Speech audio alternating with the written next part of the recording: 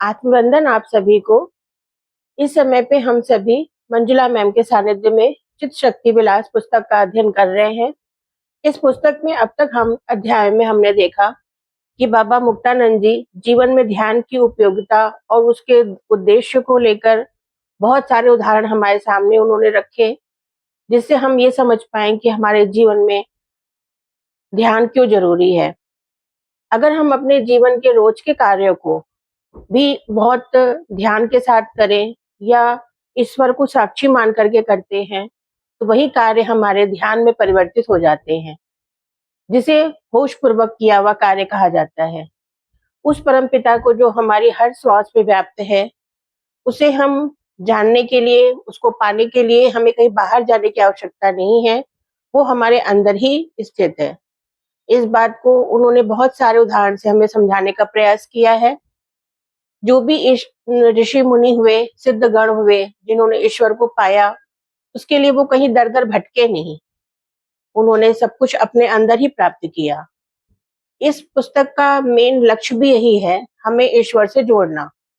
अगर हम भी अपनी यात्रा को समाप्त करना चाहते हैं, तो हमें भी उस ध्यान को अपने जीवन में लाना होगा और उस परम पिता परमेश्वर को अपने अंदर अनुभव भी करना होगा। प्रणाम। आज हम दूसरा अध्याय शुरू करने जा रहे हैं, प्रपंच में परमार्थ। मुक्तानंद जी कहते हैं, यदि मानव संसार को ध्यान योग से मिला दे, अपना व्यवहार प्रपंच करते हुए ध्यान योग की साधना भी करे, तो उसका यह त्रिविध तापों से भरा हुआ संसार स्वर्गमय बन जाएगा। वस्तुतः ईश्वर से विमुख होने से ही यह संसार दुखमय है, यातना युक्त है। जैसे खीर बनाई जाए और उसमें बादाम, पिस्ता, इलायची आदि सब कुछ डाला जाए, लेकिन शक्कर ना मिलाई गई हो, तो उसमें रुचि कहाँ से होगी। वैसे ही संसार में रुचि परमात्मा के ध्यान से ही है। मानव ध्यान द्वारा संसार को परम मित्र बना लेता है। भगवत ध्यानहीन संसार दुखमय और कष्टप्रद होता है। वस्तुतः संसार सुख का एक महान साधन है, मात्र उसमें परमेश्वर पूर्ण रूप से होना चाहिए।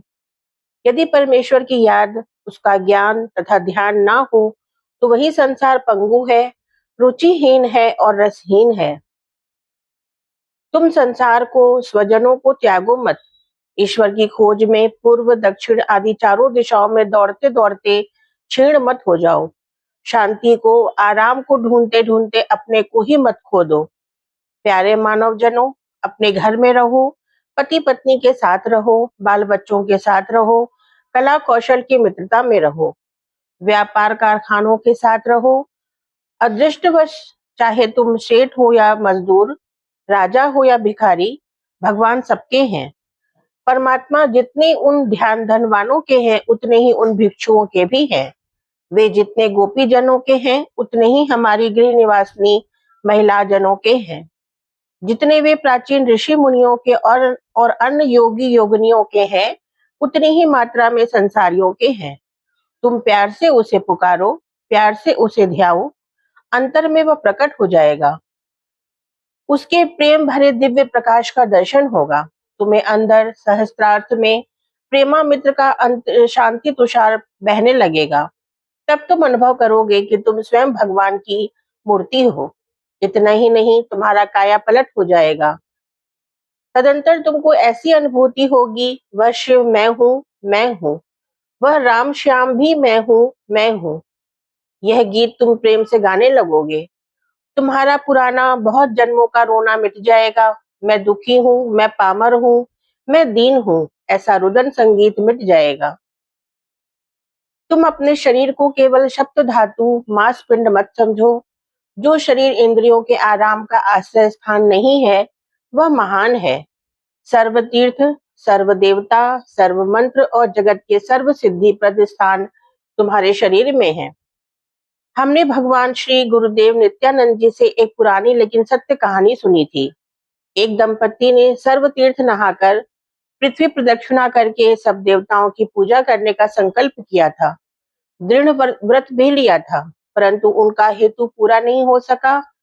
दिनों दिन उन्होंने अपनी प्रतिज्ञा की चिंता होने लगी। उस समय उन्होंने एक अच्छे शास्त्रज्ञ और अनुभवी संत के पास जाकर अपने संकल्प विषय की चर्चा की। उन पंडित महापुरुष ने कहा, तुम लोग डरो मत।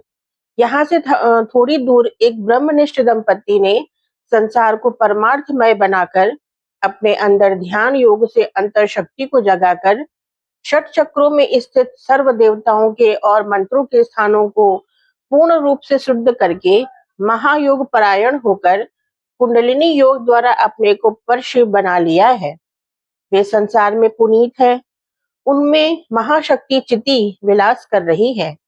मानव रूप में दिखने पर भी उनके सर्व रसों में रक्त में वही चिति व्याप्त है।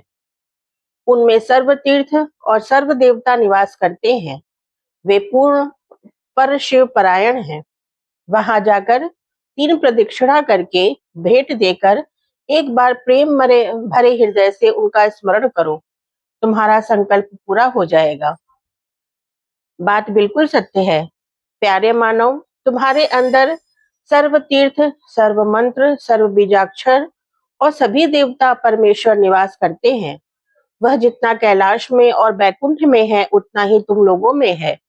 तुम क्यों उसे अपने अंदर छोड़कर बाहर मारे मारे देशों में उसको ढूंढते रहते हो और हैरान होते हो। तुम सभी को अपने व्यवहार प्रपंच के साथ, अपने पंथों के साथ उसको प्रधान बनाकर जीवन बिताना है। तुम किसी पंथ के हो, किसी मत के हो या किसी निष्ठा के हो, अपने को साधारण, छोटा, मूढ़, कमजोर मत बनाओ। देह को ईश्वर रहित समझकर खुद को पतन और विनाश की ओर मत ले जाओ। अपने को साधारण समझकर आत्मघाती मत बनो। अपने आप को अपनी ही समझ से छोटा और नादान बनाकर अपने ही हाथों से अपनी हत्या मत करो। तुम इस भगवत वचन को याद रखो, आत्मा ही स्वयं का मित्र या शत्रु है। तुम्हारा नर्क, तुम्हारा स्वर्ग तुम्हारे ही हाथ में है। अब तुरंत ही अपने आत्म कल्याण की खोज में लग जाओ।